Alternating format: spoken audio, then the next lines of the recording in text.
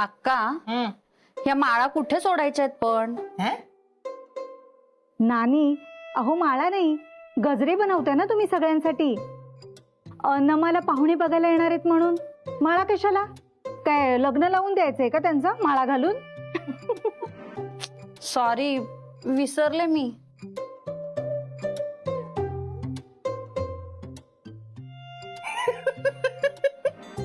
काय ग नाने, खरंच माळ केलीस की तू? आता हे असे कापून गजरे कर. कात्री आहे त्याच्यासाठी. हो. बाई चहा पोहे तयार आहेत. मोठे बाई, काय आप्पा बघायला येणार आहेत का परत आज तुम्हाला? अहो, आज पोहे नमानं बनवायचे. असू दे घरात ना, आधीच पोरगी बिथरली, कशी बशी पाहुण्यांसमोर यायला तयार तरी झाली ती. वा ग बयो, जेव्हा मला स्थळ येणार होतं बघायला तेव्हा आठवडाभर माझ्याकडून पोह्याची रेसिपी गिरवून घेतली होतीस आणि मलाच पोहे बनवायला लावले होते. आहे ना लक्षात? काय? हो बाई आजी, आठवडाभर एक रेसिपी, ती पण पोह्यांची? हो ना. अगं पक्क लक्षात आहे माझ्या. त्यानंतर महिनाभर कोणी पोह्यांकडे पाहिलं सुद्धा नव्हतं.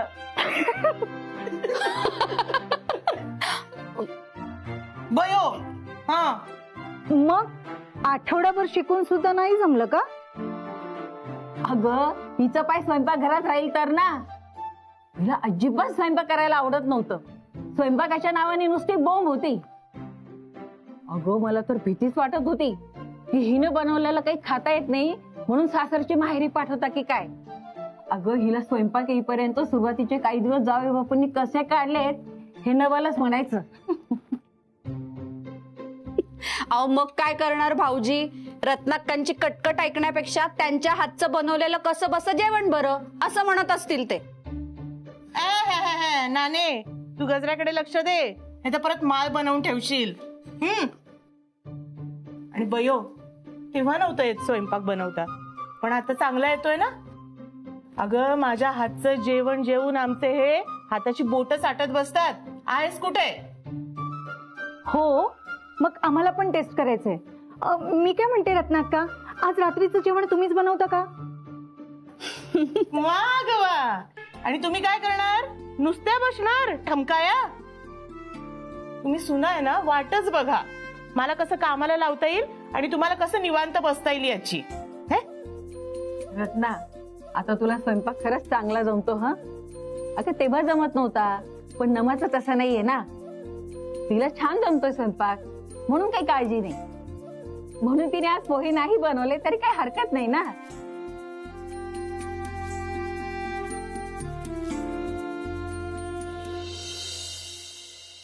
आम्हाला जर तुमच्या रिक्वायरमेंट्स कळाल्या तर आम्ही तुम्हाला इन डिटेल्स मध्ये देऊ शकू.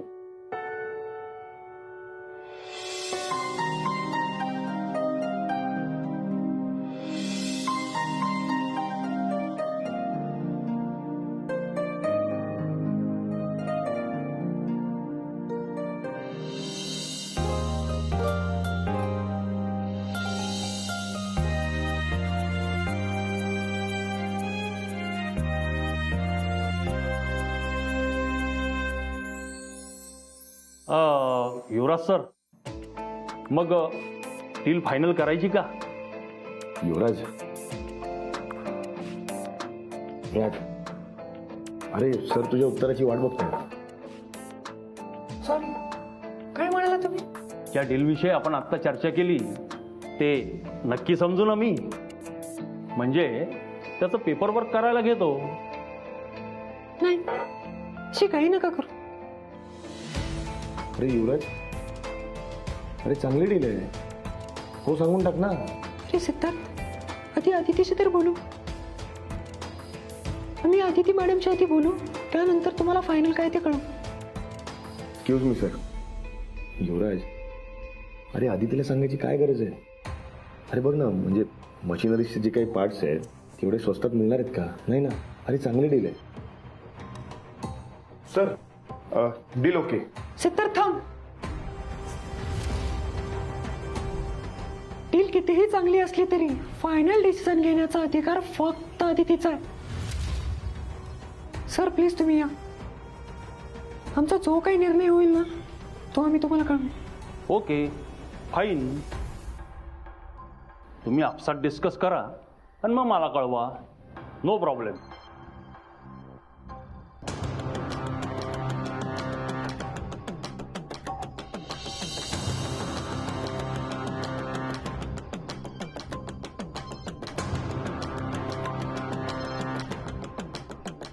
सिद्धार्थ काय करतोस ते?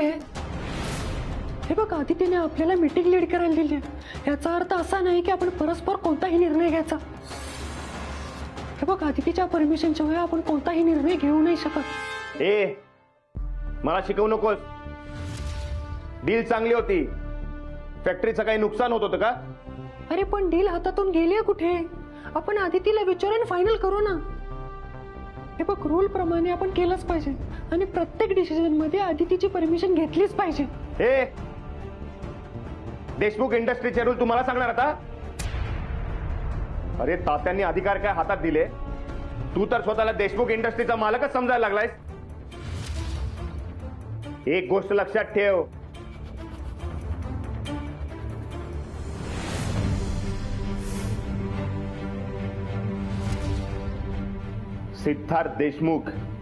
सिद्धार्थ देशमुख नाव आहे माझं. आणि देशमुख या नात्यानं आज न उद्या हे सगळं माझ्या नावावरच होणार आहे. आणि देशमुख इंडस्ट्री, या देशमुख इंडस्ट्रीचा मालक सुद्धा मीच असणार आहे. आणि तू नोकर आहेस आणि नोकरच राहणार आहेस. तू जे काही उडतोयस ना आता की या फॅक्टरीचा सीईओ आहेस म्हणून, तर ही सीईओ पोस्ट तुला कोणी दिली ना हे विसरू नकोस. ही पोस्ट तुला मी दिली आहे, मी. त्यामुळे आपली पायरी ओळखून वाग.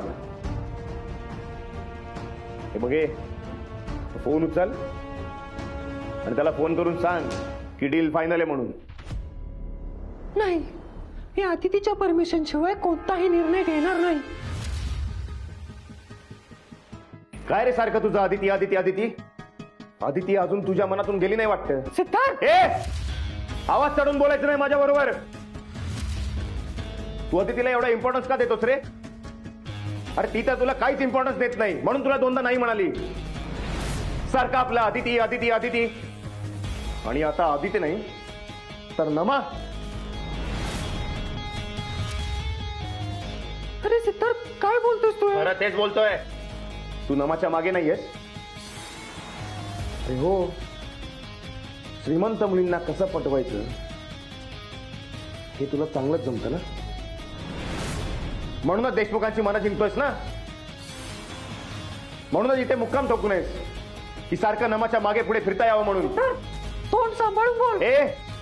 तुला मी एकदा सांगितलंय, माझ्यावर आवाज चढून बोलायचं नाही, आवाज खाली ठेवून बोलायचं. देशमुख इंडस्ट्रीमध्ये घुसलायस पण देशमुखांच्या घरात मी तुला घुसू देणार नाही. आणि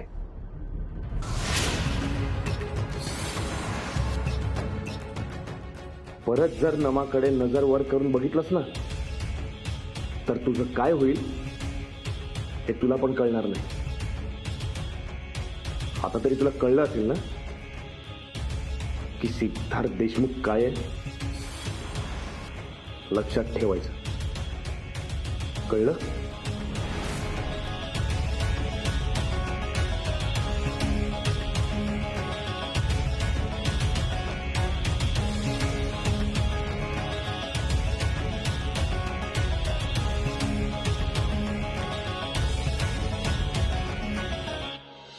तर हे आमचं सगळं कुटुंब. अर्थात त्यात सगळे नाही आहेत, कामावर गेलेले आहेत. पण आपली बोलणी पुढे गेली तर त्यांची भेट होईलच नंतर. हो हो होईल ना नक्की होईल. अहो देशमुखांना गुळपोळीत खूप मान आहे बरं. या गावात तात्यांचा शब्द कोणी खाली पडू देत नाही. अहो यांच्या या एकत्र कुटुंबाचा सगळ्यांना हेवा वाटतो. अहो एवढं मोठं कुटुंब एका घरात गुण्या गोविंदाने नांदतं.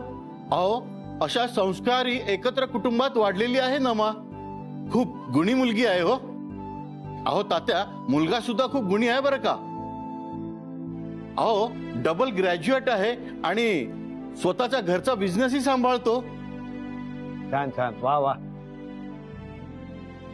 नमा शांत झाली असेल का? बघून येते, नाहीतर पुन्हा खोलीत एकटी रडत असेल.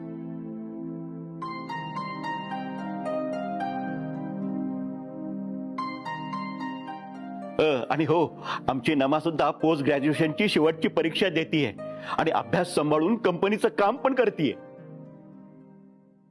नमा अगं, खाली किती कौतुक करतात तुझं.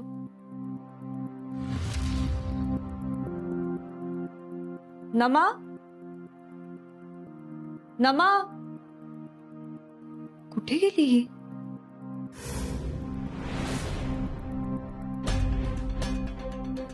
नमा,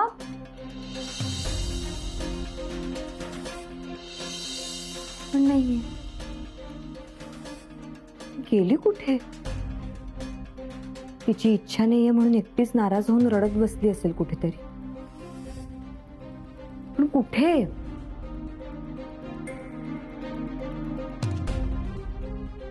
गच्चीवर?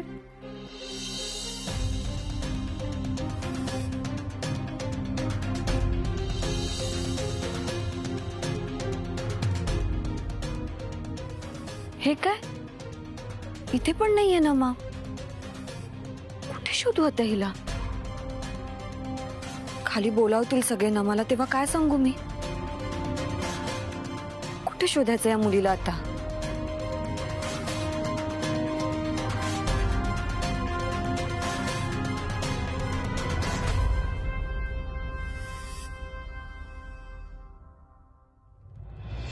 परत जर नमाकडे नजर वर करून बघितलंस ना, तर तुझं काय होईल हे तुला पण कळणार नाही.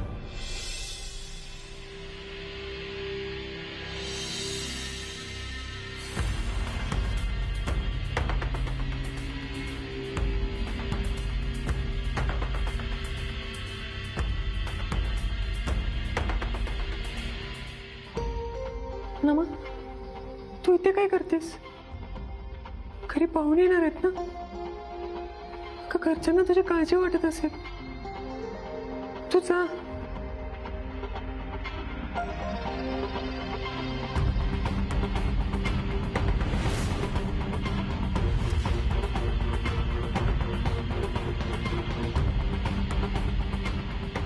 नमा,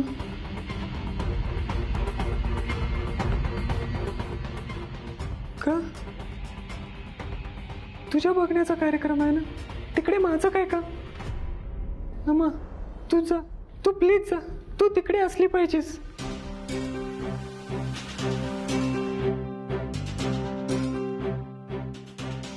हे समजवलं म्हणून तू तयार झालीस, म्हणून मी तिकडे असलं पाहिजे. नमा, हा काय हट्ट आहे? मी लपून नाही बसलो. मला का माहिती? तू जा ना प्लीज.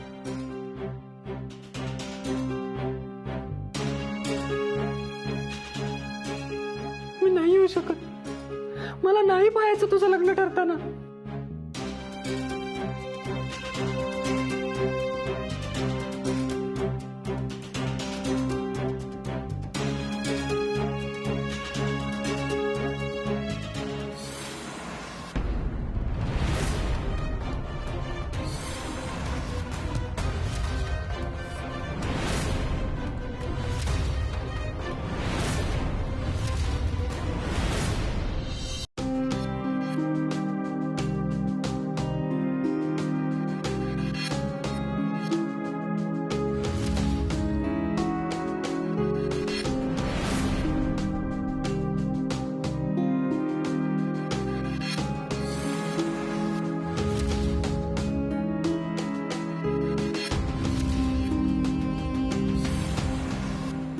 नमा, इथे काय करतेस तू? घरी सगळे वाट बघतायत तुझी. चल माझ्या बरोबर.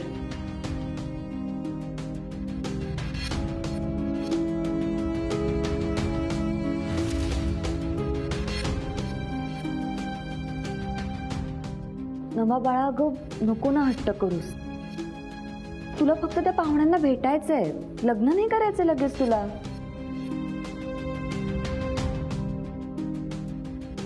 दुसऱ्या कोणाबरोबरच लग्न करणार नाहीयेस म्हणजे?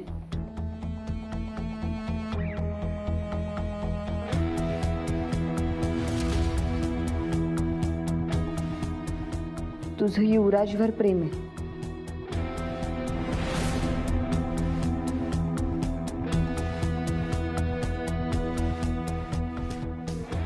आणि त्याचं सुद्धा तुझ्यावर प्रेम आहे.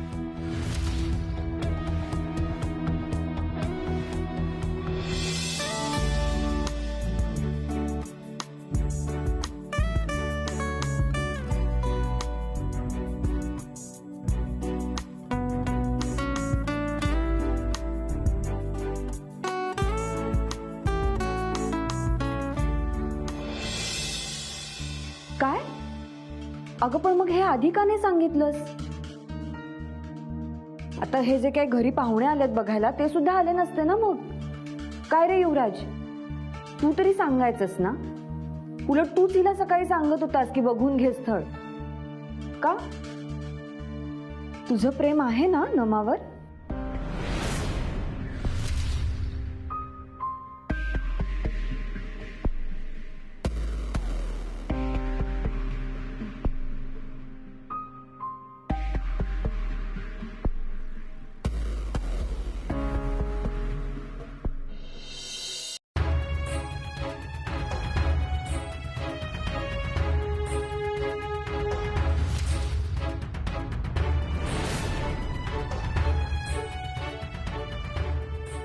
युवराज, असं गप्प नको राहूस.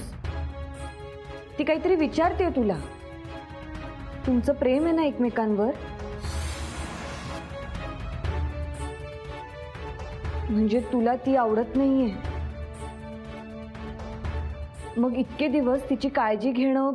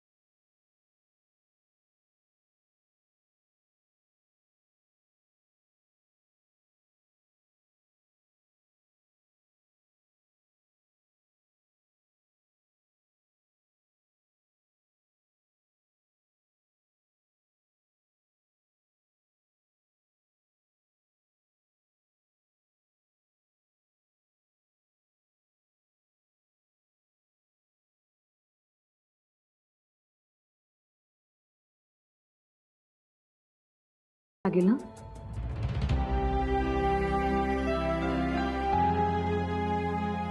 चल.